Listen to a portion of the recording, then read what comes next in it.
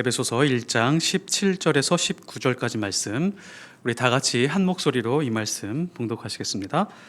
우리 주 예수 그리스도의 하나님, 영광의 아버지께서 지혜와 계시의 영을 너희에게 주사 하나님을 알게 하시고 너희 마음의 눈을 밝히사 그의 부르심의 소망이 무엇이며 성도 안에서 그 기업의 영광의 풍성함이 무엇이며 그의 힘의 위력으로 역사하심을 따라 믿는 우리에게 베푸신 능력의 지극히 크심이 어떠한 것을 너희로 알게 하시기를 구하노라. 아멘. 어느 분야든지 각 분야에 대한 감각과 지식이 있어야 그 분야에 대한 이해를 할 수가 있습니다. 음악을 이해하려면 음악적인 감각과 음악에 대한 이해가 있어야 됩니다. 미술을 잘 이해하려면 미술적인 감각과 미술에 대한 이해가 있어야 미술에 대해서 잘 이해할 수가 있습니다. 과학도 마찬가지죠. 과학에 대한 용어들이 있습니다. 그 용어들을 잘 이해하고 과학적인 지식이 있어야 과학에서 이해할 수가 있습니다. 하나님의 말씀은 어떨까요? 하나님의 말씀을 가장 잘 이해하는 방법은 어떤 게 있을까요?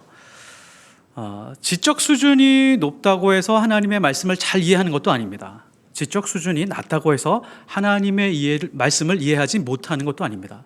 그러니까 지적 수준이라고 하는 것은 하나님의 말씀을 이해하는데 필수 조건은 아닙니다.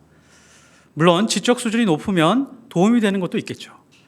하나님의 말씀을 가장 잘 이해하는 필수 요건이 하나가 있습니다. 그것은 무엇이냐면 하나님의 말씀에 대한 성령의 조명입니다. 하나님의 말씀을 성령께서 조명해 주지 않으면 하나님의 말씀을 이해하는 데 큰 불편함이 있습니다. 성령의 깨우침이 없이는 우리는 누구도 하나님의 말씀을 깊이 있게 생명력 있는 하나님의 말씀을 경험하기가 어렵다라고 하는 것입니다. 기독교는 성령의 이중적인 역사를 고백합니다. 첫 번째는 성경을 기록하는 그 기록자들과 함께 하시는 성령님을 고백합니다. 성경은 성령의 하나님의 감동으로 그렇게 기록되었다고 디모데후서 3장 16절에 나오고 있잖아요. 기록하는 사람들에게 성령께서 감동을 주셔서 그 말씀을 기록하게 하셨습니다.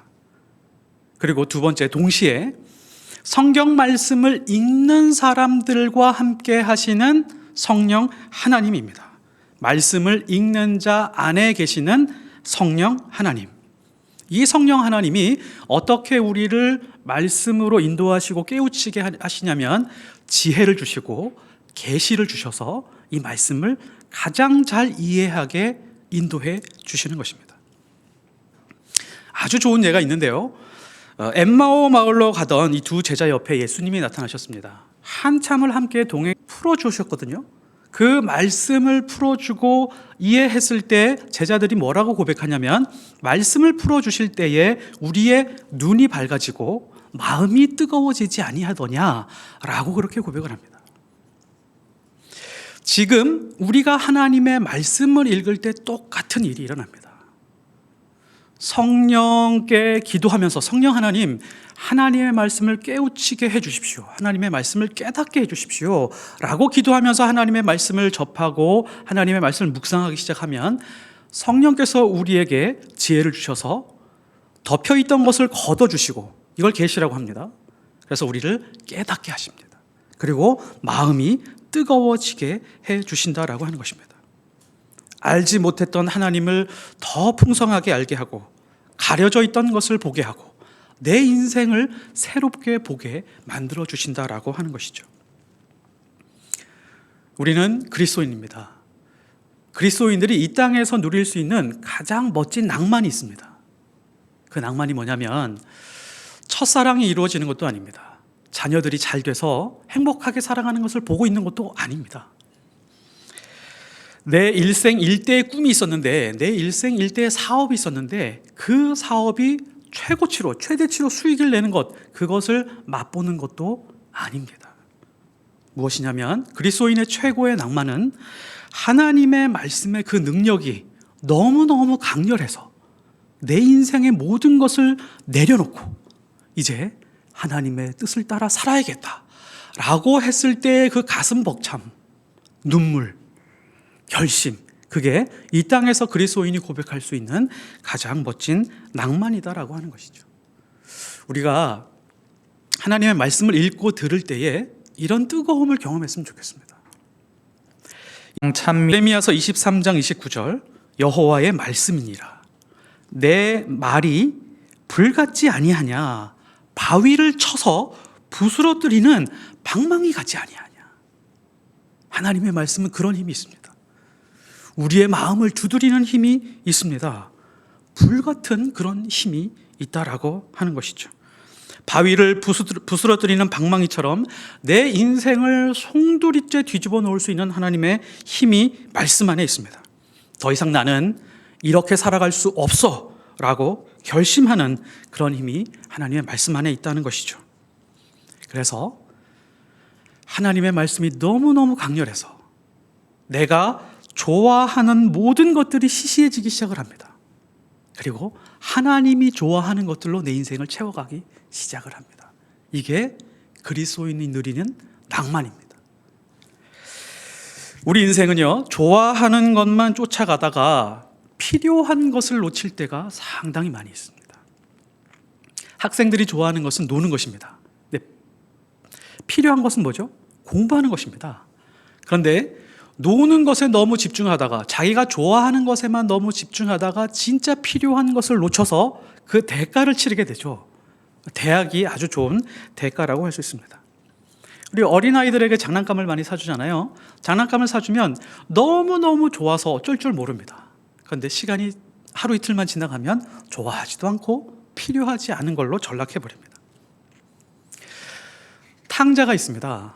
탕자는 자기가 좋아하는 것을 쫓아서 아버지의 품을 뛰쳐나갔습니다. 나는 내가 좋아하는 대로 살아갈 거야 라고 자기 인생에 좋아하는 것을 쫓아갔습니다.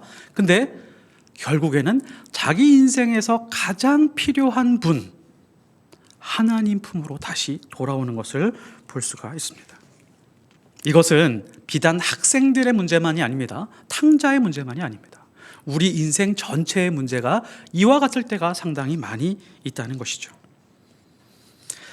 내 인생에서 가장 필요한 것을 가장 사랑할 수 있다면 영광스러운 인생, 정말 멋진 인생을 살아갈 수가 있습니다. 우리 인생에서 가장 필요한 것은 무엇일까요?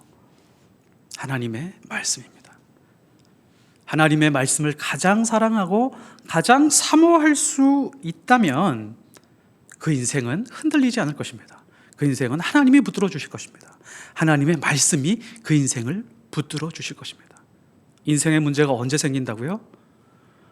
하나님의 말씀이 우리 인생의 중심에서 하나하나 밀려나기 시작할 때부터 우리 인생은 기근이 시작이 됩니다. 갈증이 시작이 됩니다. 공허함이 시작이 된다라고 하는 것이죠. 아모스서 8장 11절, 주 여호와의 말씀이니라. 보라, 날이 이를지라. 내가 기근을 땅에 보내리니 양식이 없어 주림이 아니며 물이 없어 가람이 아니요. 여호와의 말씀을 듣지 못한 기갈이라. 말씀이 들리지 않는 그때부터 우리 인생의 기근이 시작됩니다. 자신의 인생에서 가장 필요한 것을 세상에서 찾으려고 하면 반드시 실패하게 되어 있습니다. 내 인생에서 가장 필요한 것을 사람을 통해서 의지하려고 하면 반드시 낭패를 보게 되어 있습니다. 배신감을 느낄 수밖에 없다는 것이죠. 그래서 내 인생에서 가장 필요한 것을 구할 때는 반드시 하나님 앞에 엎드려야 됩니다. 하나님의 말씀을 듣고 기도하면서 내 인생에 정말 필요한 것이 무엇인지 알아가고 그 필요한 것들을 하나하나 채워갈 수 있어야 우리 인생은 잘 사는 것입니다. 지금 지난주부터 계속 우리는 바울의 기도를 보고 있습니다. 바울의 기도 내용을 보면요, 바울은 에베소 교인들에게 가장 필요한 것을 구하고 있습니다. 우리가 기도할 때요, 내가 가장 좋아하는 것을 구할 때가 있습니다. 내 인생에서 이 땅에서 가장 필요한 것만 구할 때가 있어요. 근데 바울은 내가 내 인생을 살아보니까 내 인생에서 영적으로 가장 필요한 것들이 이런 것들이더라 라고 생각을 하면서 에베소 교인들에게 가장 필요한 것들을 지금 간구하고 있습니다. 에베소 교인들이 행복한 것을 위해서 기도하지 않습니다. 에베소인들이 즐겁게 신앙생활하는 것을 위해서 기도하고 있지 않습니다. 가장 현실적으로 필요한 것을 지금 기도하고 있다는 것이죠. 가장 인생을 살면서 신앙생활하면서 가장 효과적인 기도를 하고 있습니다. 다시 바울이 드리는 이 기도의 흐름을 한번 따라가 보겠습니다. 이 기도의 흐름 한번 보십시오. 중심을 놓치시면 안 됩니다. 그 중심은 뭐가 있다고요? 지혜와 계시의 성령이 있습니다. 우리가 기도할 때 성령을 놓치고 기도하면 우리의 욕심대로 구하게 되어 있습니다. 너희가 구하여도 받지 못하면 뭐라고요? 욕심대로 구하기 때문에 그렇습니다. 욕심대로 구한다라고 하는 의미는 뭐냐면 성령을 제쳐놓고 기도한다는 겁니다. 성령을 중심으로 성령을 통해서 기도할 수 있어야 됩니다. 성령으로부터 기도의 황금 사슬이 시작이 되죠. 바울은 이 성령을 통해서 사람들의 마음의 눈이 밝아지게 해달라고 기도하고 있습니다. 밝아지고 난 다음에 세 가지 기도 제목을 지금 기도하고 있는데요. 첫 번째는 그분의 부르심의 소망이 무엇인지 알도록 기도합니다. 두 번째는 그 기업의 영광의 풍성함을 알도록 기도합니다. 세 번째는요, 그분의 능력이 그냥 능력이 아닌 게 아니라 지극히 크심을 알도록 기도하고 있습니다. 자, 이것은요, 엠마오로 가는 제자들의 눈이 밝아진 것과 똑같은 원리라고 할 수 있습니다. 부르심, 그리고 영광의 풍성함, 하나님의 능력에 대해서 알고 마음이 뜨거워지는 그 믿음에 대해서 지금 구하고 있는 것입니다. 자, 이 기도의 내용은요, 좀 따로따로 떨어져 있는 것 같지만 굉장히 긴밀하게 연결이 되어 있습니다. 거룩한 연쇄 반응을 일으키고 있다고 지난주에 말씀드린 적이 있습니다. 자, 이 부르심에 대해서 조금 더 설명해 드리고 싶습니다.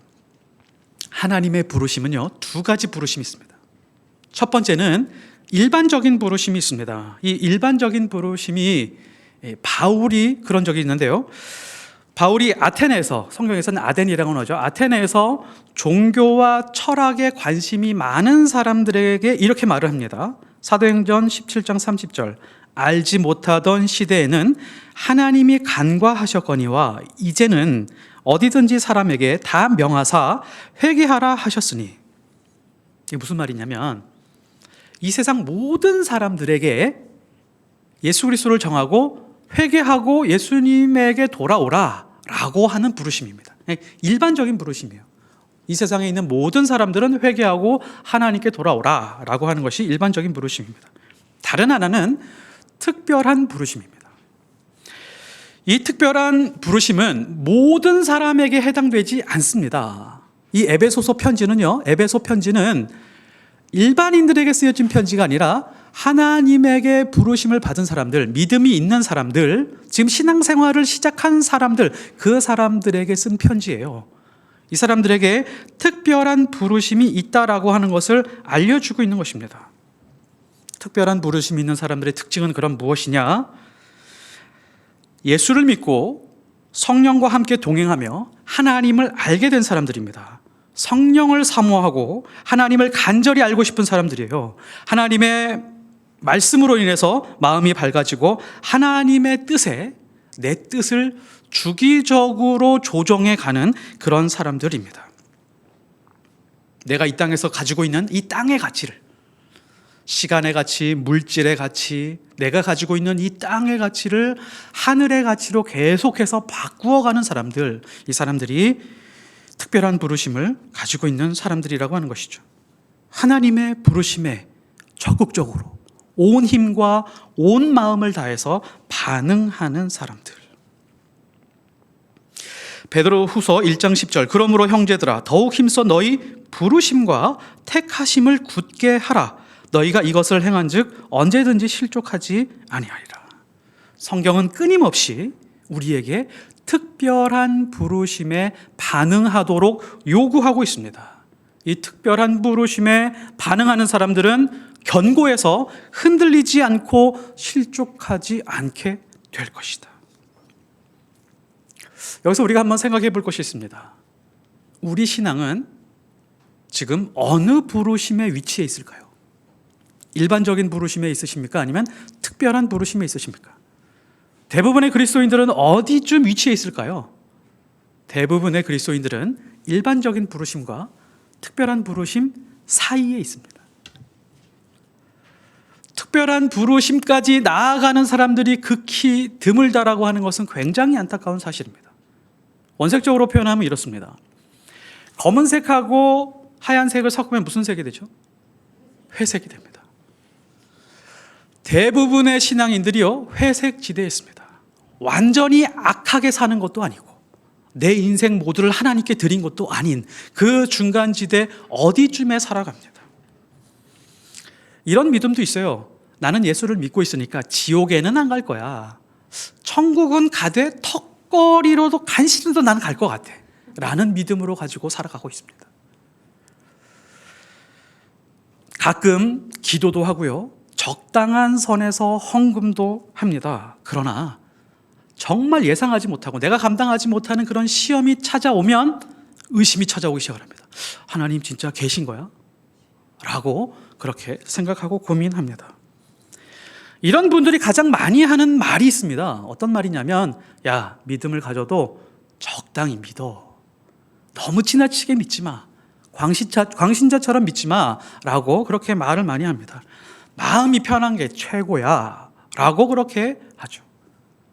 그런데 특별한 부르심에 응답하는 사람들이요, 적당히 믿기가 어렵습니다.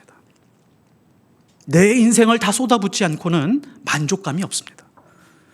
하나님 앞에 내 것을 다 드리지 않고는 내 안에 무언가 부족함을 가지고 있습니다. 적당히 믿기가 어렵습니다.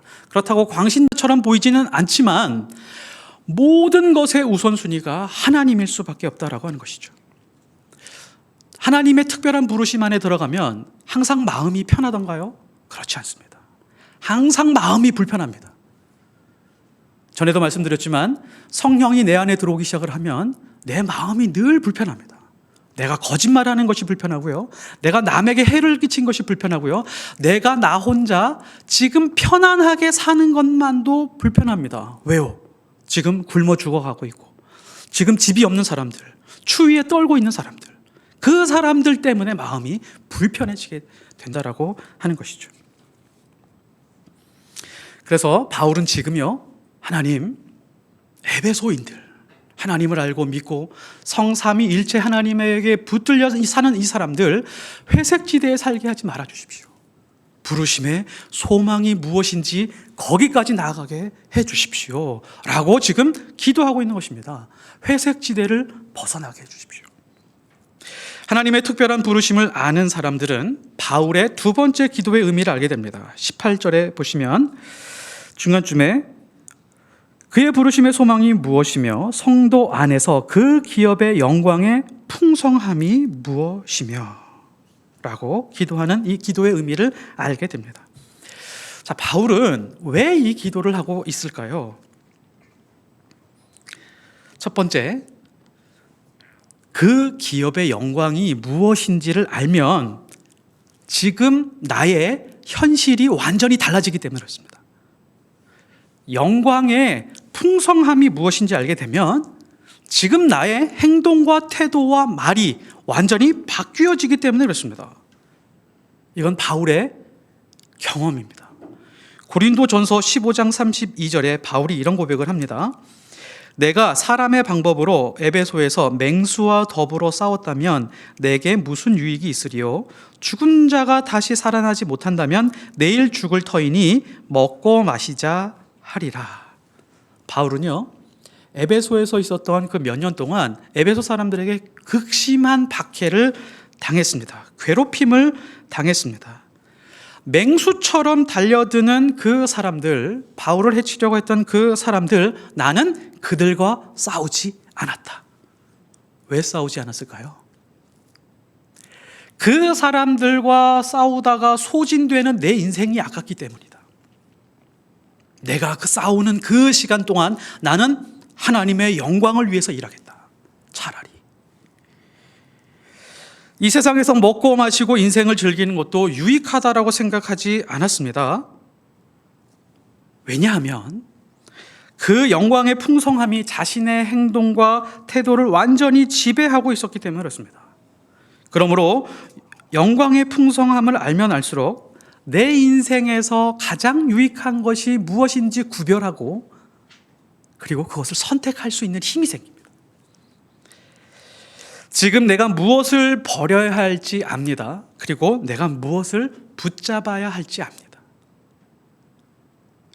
자, 우리 한번 이런 가정을 해보고 싶습니다. 만일에 2022년 3월 31일에 예수님이 오신다라고 한번 가정해 보겠습니다. 한번 다 같이 한번 가정해 보겠습니다. 그러면 우리는 어떤 기도를 할까요? 어떤 기도를 했으면 좋겠습니까? 아마 대부분의 사람들은 이렇게 기도할 겁니다. 예수님, 조금만 늦게 오시면 안 될까요? 제가 지금 하고 싶은 게 너무 많습니다. 지금 투자하고 있는 게 있고요. 제가 지금 놀고 싶은 게 좀 있습니다. 직장에 취업도 좀 해야 되고 결혼도 좀 하고 싶고요. 평생 꿈에 그리던 아파트 6월 달에 입주하기로 되어 있습니다. 조금만 좀 기다려 주십시오. 자, 그래서 예수님이 응답했습니다. 좋아. 12월 31일 날 올게 라고 했습니다. 자, 지연시켰습니다. 그러면 어떻게 살아가시겠어요? 대부분의 사람들은 이렇게 살아갈 겁니다. 지금 내가 가지고 있는 재산이 얼만큼 될까?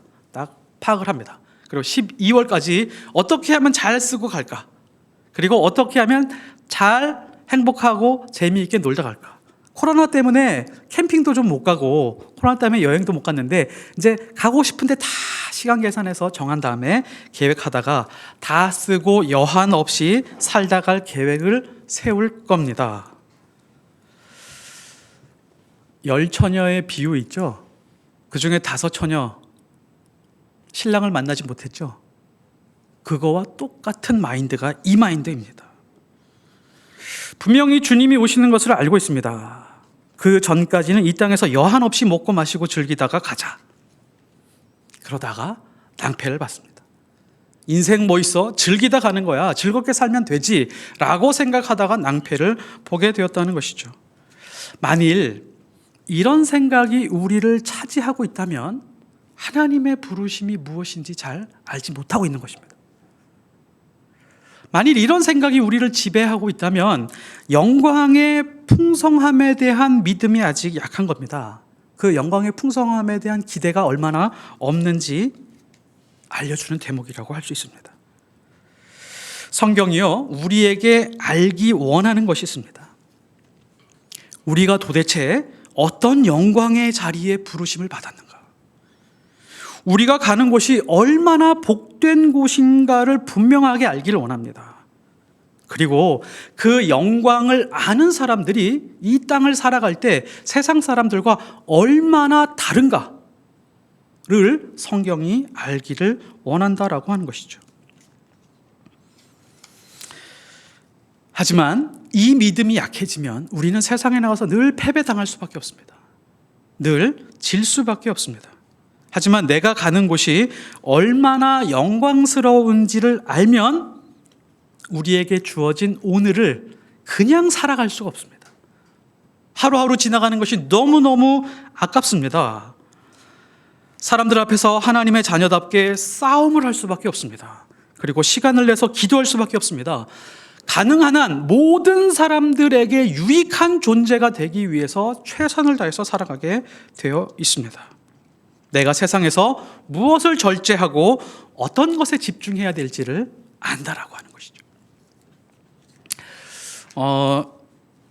우리가 유명한 한정식 집에 가잖아요. 처음 갔을 때 혹시 기억하십니까? 제가 처음 갔을 때를 아주 생생하게 기억을 합니다. 한정식 집에 가서 맛있는 요리가 여러 번 나오잖아요. 어떤 집은 5번, 6번, 7번까지 나오잖아요. 그런데 그 코스 전체를 경험해보지 못했으니까 처음에 나오는 음식들이 평소에 먹어보지 못한 그런 음식들이 계속 나옵니다. 1번, 2번, 3번. 그러면 계속 맛보다가 먹고 너무 맛있다, 너무 맛있다. 3번, 4번, 5번 먹었는데 배가 부른 거예요. 근데 어디서 실패하죠? 메인 요리가 나왔을 때 실패합니다. 이걸 먹었어야 되는데 내가 앞에서 너무 많이 먹어버렸네 라고 낭패를 보는 거죠. 그래서 그 다음에 갈 때 어떻게 가죠? 우리는 뒤에 맛있는 요리의 영광을 위해서 앞에 있는 요리 절제를 합니다. 적당히 맛을 보고 넘어가는 거죠. 아, 이건 맛있네? 이건 어떻게 만들어졌네? 이건 이름이 뭐네? 그냥 그 정도로만 알고 넘어가다가 메인 요리에 집중하는 것입니다.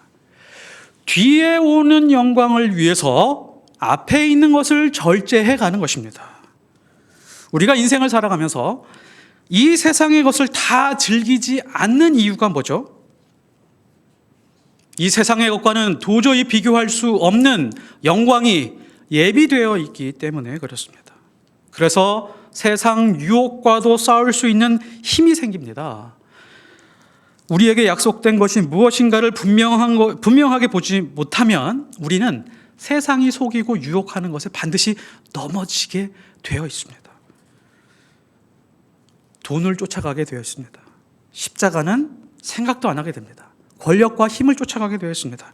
주님은 잡지 않게 되어 있습니다. 교만하게 됩니다. 겸손은 그냥 포장지 역할만 하게 될 뿐입니다. 주께서 우리에게 약속한 영광보다 세상이 주는 영광이 훨씬 더 커 보이거든요. 그러므로 모든 신앙의 약점은 결국 이것입니다.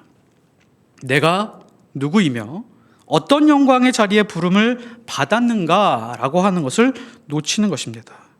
그래서 바울이 기도합니다. 성도 안에서 그 기업의 영광의 풍성함을 알기 원한다. 어떤 바구니를 열어보니까 영광이 있는데 영광이 있고 영광이 있고 영광 위에 영광이 계속 있는 겁니다. 풍성하게 있는 겁니다. 그것을 알았으면 좋겠다. 그런데 왜 이것을 우리가 놓치고 살아갈까요? 영광을 보지 못하기 때문입니다. 알지 못하기 때문입니다. 믿지 못하기 때문입니다. 그래서 바울이 간절히 기도하는 건 너희들이 무엇으로 부름을 받았느냐? 너희들이 믿고 있는 것이 결국은 무엇인지 먼저 하나님 앞에 보여달라고 간구해라. 영광의 풍성함을 알지 못하면 이 세상에 썩은 고기를 붙들고 살면서 행복해 합니다. 헛된 영광, 헛된 가치들을 아침에 찬란하게 피었다가 저녁에 시들어버리는 그렇게 아름다워 보이는 꽃들을 보고 행복하다라고 생각하면서 살아간다라고 하는 것이죠. 두 번째, 바울은 왜 영광의 풍성함을 알도록 기도하고 있을까요? 그리스도인으로 살아가는 것이 현실적으로 굉장히 힘들기 때문에 그렇습니다. 에베소의 아르테미스 신전은 도시 전체의 경제적인 수단이었습니다. 생존 수단이었습니다. 아르테미스 신전, 아데미 신전은요, 은행의 역할을 했습니다. 거기서 일하는 회계들이 왕들에게, 각 나라의 왕들에게 돈을 빌려줄 정도로 돈이 많이 있었습니다. 사업하는 사람들에게 돈을 빌려주고 은행의 역할을 하고 있었습니다. 그리고 세계 7대 불가사의 세계에서 가장 큰 신전이 거기 있었기 때문에 많은 순례객들이 있었습니다. 많은 관광객들이 있었습니다. 그래서 숙박업, 식당 이런 일들이 많이 성업을 하고 있었습니다. 그리고 은장색들, 성경에도 나오는 은세공자들이 아데미 신전과 신전 모형을 팔아서 많은 돈을 벌고 있었습니다. 이 아데미 신전, 아르테미스 신이라고 하는 것은 그 전체의 에베소 전체의 정치, 경제, 문화 모든 것을 다 차지하고 있었던 것이죠. 그래서 에베소에서 믿음을 가지고 살아간다는 것, 말씀을 붙들고 말씀대로 살아간다라고 하는 것은 현실적으로 어려운 일들이었습니다. 사업을 하기도 어렵고 직장을 다니는 것도 어려웠습니다. 세상과 타협하지 않고 말씀대로 살아가는 것은 생존과 생계에 아주 큰 타격을 입히는 그런 것이었습니다. 성경이 직시하고 있는 것이 있습니다. 성경이 회피하지 않는 것이 있습니다. 그것이 무엇이냐면 이 세상의 현실입니다. 이 세상에서 만사형통만을 약속하는 것이 성경이 아닙니다. 그리스도인은 이 세상에서 곤란하게 되어 있다. 한번 말씀 붙들고 살아봐라. 마치 믿음 붙들고 살아가는 그 순간 고난이 설계되어 있는 것 같은 느낌을 받을 정도로 힘들 것이다. 예수를 믿고 성령을 따라 살려고 하면 슬픔과 고통이 사라지는 것이 아니라 내가 한 번도 싸워보지 않은 새로운 싸움에 직면하게 될 것이다 라고 이렇게 말씀해 주고 있습니다. 그래서 신앙에서 가장 중요한 것이 있습니다. 성경이 우리에게 알려주는 것이 있습니다. 영원에 비추어서 현재를 봐라. 하나님이 주시는 영광에 비추어서 나의 현실을 봐라 라고 하는 것입니다. 로마서 8장 18절, 생각건대 현재의 고난은 장차 우리에게 나타날 영광과 좋게 비교할 수 없도다. 여기서 중요한 단어가요, 장차입니다. 장차. 성경을 잘 보면 이 장차라고 하는 단어가 주로 어디에 쓰였냐면 성경에서 아주 중요한 사건들을 말할 때 장차를 씁니다. 예언서들, 복음서들, 특히 요한계시록에 보면 이 장차라고 하는 단어가 쓰이고 나서 아주 중요한 사건들이 뒤에 나오고 있는 것을 알 수 있습니다. 무슨 의미일까요? 미래에 반드시 일어날 하나님의 역사를 기준으로 지금 나의 현실을 살아내라라고 하는 것입니다. 그 영광에 대한 믿음이 커지면 현실의 고난은 충분히 견딜 수 있다. 감당할 만한 고난으로 바뀌는 것이다 라고 이렇게 말씀해 주고 있습니다. 고린도후서 4장 17절, 우리가 잠시 받는 환난에 경한 것이 지극히 크고 영원한 영광에 중한 것을 우리에게 이루게 함이라.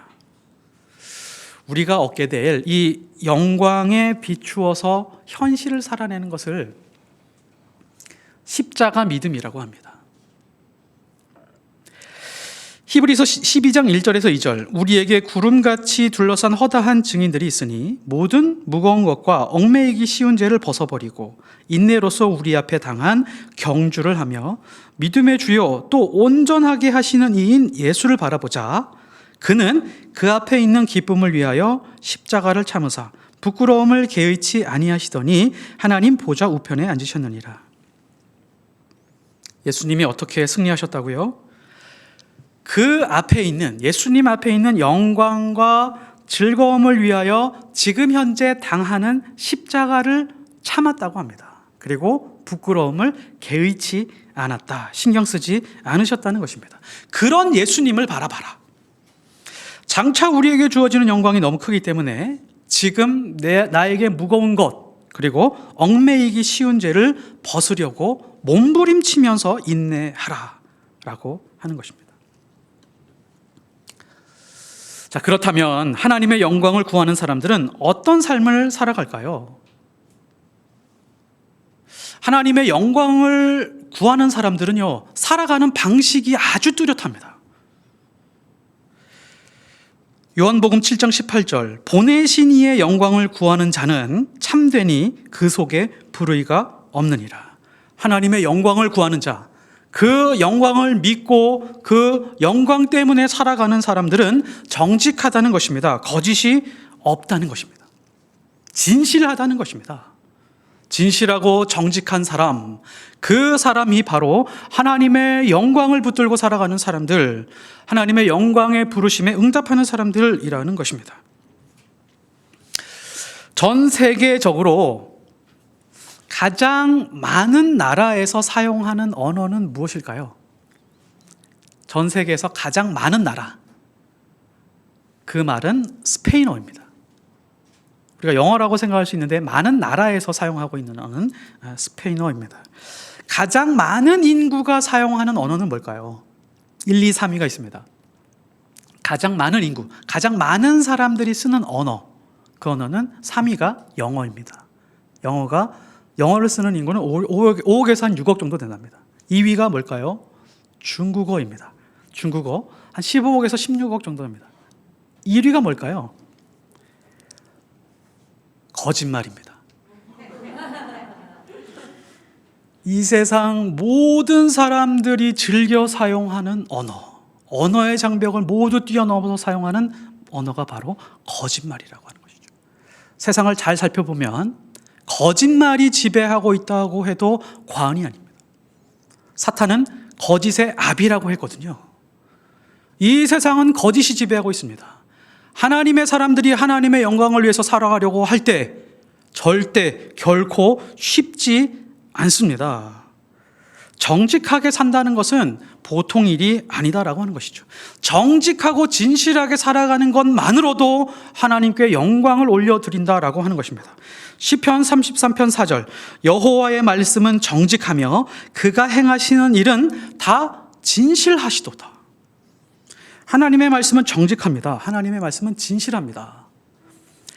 하나님의 말씀이 왜 내 안에서 힘을 잃어갈까요? 이유가 있습니다. 내가 진실하지 못하기 때문에 그렇습니다. 내가 정직하지 못하기 때문에 그렇습니다. 내가 정직하고 진실하지 못하니까 정직하고 진실하신 하나님의 말씀이 내 안에 들어오자마자 힘을 잃어버리는 겁니다.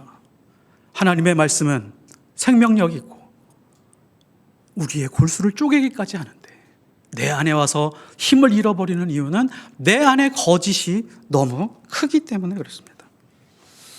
전도서 7장 29절, 내가 깨달은 것은 오직 이것이라 곧 하나님은 사람을 정직하게 지으셨으나 사람이 많은 꾀들을 낸 것이라. 하나님의 영광을 구하는 자는 정직합니다. 진실합니다. 거짓과의 싸움이 항상 있습니다. 누군가 이런 말을 하는 사람이 있을 것입니다. 이보세요, 젊은 목사, 세상을 몰라서 그러는 겁니다. 세상에서 정직하게 살아가면 성공할 수가 없습니다. 사업을 할 수가 없다고요. 당신은 이상주의자군요. 신앙이 좀 순수한 사람이군요. 어느 정도는 타협하면서 사는 겁니다. 다들 그렇게 살아요. 라고 말할지도 모릅니다. 아니요. 하나님을 알지 못하기 때문에 그렇습니다. 하나님이 어떤 분인지 알지 못하기 때문에 그렇습니다. 하나님의 능력이 얼마나 큰지 알지 못하기 때문에 그렇습니다. 신명기 6장 18절, 여호와께서 보시기에 정직하고 선량한 일을 행하라. 그리하면 내가 복을 받고 그 땅에 들어가서 여호와께서 모든 대적을 내 앞에서 쫓아내시겠다고 내 조상들에게 명령하신 아름다운 땅을 차지하리니 여호와의 말씀과 같으니라. 이 말씀을 믿지 못하기 때문에 그렇습니다. 하나님 안에 정직한 자에게 주시는 아름다운 땅이 있다. 약속의 땅이 있다. 그리고 인생의 장애물이 나타났을 때 하나님이 나서서 제거해 주실 것이다. 하나님 앞에서 정직하게 사는 것은 인생을 다 포기한 듯한 어려움을 당할 때가 있습니다. 그러나 그 인생이 결코 실패하지 않을 것이다 라고 하나님은 약속해 주고 있습니다. 그런데 왜 그리스도인들은 정직하게 살아가지 않을까요? 정직하게 살아가면 망할 거라는 생각을 가지고 있기 때문에 그렇습니다. 정직하게 살아가면 내가 행복하지 않을 것이다 라고 하는 생각을 가지고 있기 때문에 그렇습니다. 그래서 정직하게 사는 것에 대한 자신감이 없습니다. 정직하게 살지 못하기 때문에 하나님께 영광을 올려드릴 수가 없습니다. 그러나 반드시 그럴까요? 1982년 미국에서요, 이 타이레놀 캡슐에 청산가리가 들어가 있어가지고 7명이 죽은 사건이 있었습니다. 몇 군데 약국에서 발견된 이 몇 개의 병에 불과했지만 이 타이레놀을 생산하는 이 존슨앤존슨이라고 하는 회사는 이 특단의 조치를 내렸습니다. 즉시 잘못을 인정했습니다. 전국에 나가 있는 3,100만 개의 타이레놀 병들을 다 리콜을 해버렸습니다. 엄청난 돈에 손해를 봤죠. 그래서 시장은 이렇게 분석을 했습니다. 이제 타이레놀을 재개할 수가 없을 것이다. 존슨앤존슨사는 다시 일어설 수 없을 것이다. 이와 비슷한 사고는 상당히 많이 있었습니다. 다른 기업들은요, 핑계를 대고 잘못을 부인하거나 거짓말을 했습니다. 아니면 법정 싸움까지 끌고 가서 이 문제를 제기한 사람들이 지치게 만들어서 더 이상 사회 문제가 되지 않도록 잊혀지도록 그런 전략을 쓰고 있었습니다. 이 당시에는요, 리콜이라고 하는 단어를 거의 사용하지 않을 만큼 그런 일들이 없었다라고 하는 것이죠. 근데 실수로 그런 일이 일어났음에도 불구하고 존슨앤존슨사는 모든 병들을 다 수거해 버렸습니다. 그리고 잘못을 시인했습니다. 저희가 잘못했습니다. 충분히 보상하겠습니다. 결과는 어떻게 됐을까요? 주가가 떨어지기 시작을 했습니다. 모든 사람들이 존슨앤존슨사 타이레놀을 막 판매 거부, 구매 거부하는 그런 일들이 벌어지기 시작했습니다. 한 달, 두 달, 세 달이 지나갔습니다. 갑자기 반등이 일어나기 시작을 했습니다. 갑자기 모든 사람들이 타이레놀 기업, 존슨앤존슨사 기업의 물품들을 다시 사기 시작을 했습니다. 왜 그랬을까요? 저 기업이 만드는 제품은 정직한 제품입니다. 그 다음부터 1980년대 초반 그 이후부터 지금까지 리콜이라고 하는 단어가 사용하게 된 계기가 바로 이 타이레놀 회사의 이러한 리콜부터 일어나게 되었습니다. 거짓에 대한 대가보다 정직에 대한 보상이 훨씬 더 크다라고 하는 것을 세계적인 기업들이 다 알게 돼서 그 다음부터 리콜을 시행하게 되었다라고 하는 것이죠. 우리는 온 우주를 창조하신 하나님을 믿는 사람들입니다. 그분이 우리의 아버지이십니다. 지금 당장 내가 손해보고 있는 것이 손해가 아닙니다. 하나님이 이 세상에서 비교할 수 없는 것들로 보상해 주실 것입니다. 신명기 28장 12절에요. 여호와께서 너를 위하여 하늘의 아름다운 보고를 여사 내 땅의 때를 따라 비를 내리시고 내 손으로 하는 모든 일에 복을 주시리니. 하나님이요, 하늘에 아름다운 보물 창고가 있다는 겁니다. 하늘에 아름다운 보고가 있다는 겁니다. 그 아름다운 보물 창고를 여셔서 때에 맞게 정확한 때에 하나님께서 우리에게 보상해 줄 것이다. 복을 부어 주실 것이다. 이것이 성경이요, 이것이 신앙입니다. 말씀의 결론을 맺겠습니다. 나침판은 지구의 어느 곳에 두어도 북쪽을 가리킵니다. 그리스도인은 이 세상 어느 곳에 두어도 항상 말씀을 향해 있어야 됩니다. 항상 성령을 붙들고 있어야 됩니다. 항상 하나님의 말씀대로 정직하게 살아가는 사람들이어야 됩니다. 영광의 풍성함이 무엇인지, 부르심의 소망이 무엇인지를 알고 살아가는 사람들입니다. 우리는 하나님 앞에 갈 사람들입니다. 그 영광의 풍성한 곳으로 갈 사람들입니다. 하나님이 주시는 영광의 풍성함을 알면 우리는 오늘을 정직하고 진실하게 살아갈 수밖에 없습니다. 사람들이 나를 평가하는 것으로 인해서 우리의 신앙이 흔들리거나 굽혀서는 안 됩니다. 언제 어디서나 하나님께서 나를 지켜보고 있다라고 하는 것을 잊어서는 안 됩니다. 그리고 하나님의 영광을 위해서 우리의 모든 것을 사용하고 살아낼 수 있는 그런 하나님의 백성들이 되시기를 예수 그리스도의 이름으로 축복합니다. 기도하시겠습니다. 우리의 말과 행동을 통하여 우리를 부르신 하나님의 영광이 드러나게 하옵소서. 세상에 아첨하지 않고 주를 기쁘게 하고 주님 앞에 복종할 용기와 믿음을 주시옵소서. 우리가 당한 모든 일을 통하여 아버지께서 영광을 받아 주시옵고 은밀하게 보시는 하나님이 갚으실 줄을 믿고 인내하게 하옵소서. 그리하여 하나님의 사랑이 우리의 인생을 통하여 마음껏 전파되게 하옵소서. 예수 그리스도의 이름으로 기도드리옵나이다. 아멘.